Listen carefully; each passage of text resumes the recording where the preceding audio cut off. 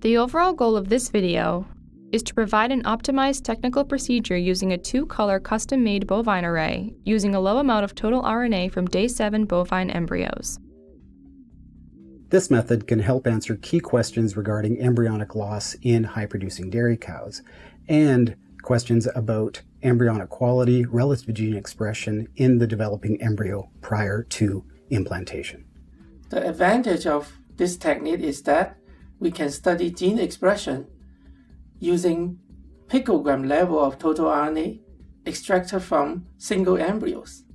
This method can provide insight into the factor affecting the survival of in vivo produced bovine pre-implantation embryos. This can also help improve reproductive technologies such as in vitro embryo productions.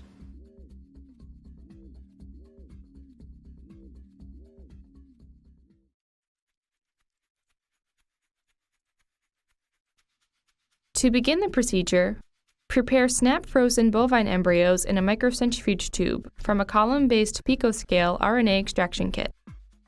Add 10 microliters of lysis buffer to the tube and incubate the embryos at 42 degrees Celsius for 30 minutes. Then, centrifuge the tube for 2 minutes at 800 times G.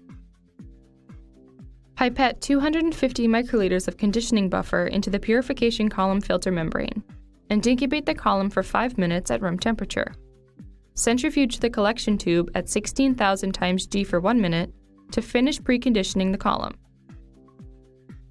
Add 10 microliters of 70% ethanol to the mixture of lysis buffer and embryos and mix well. Then, load the mixture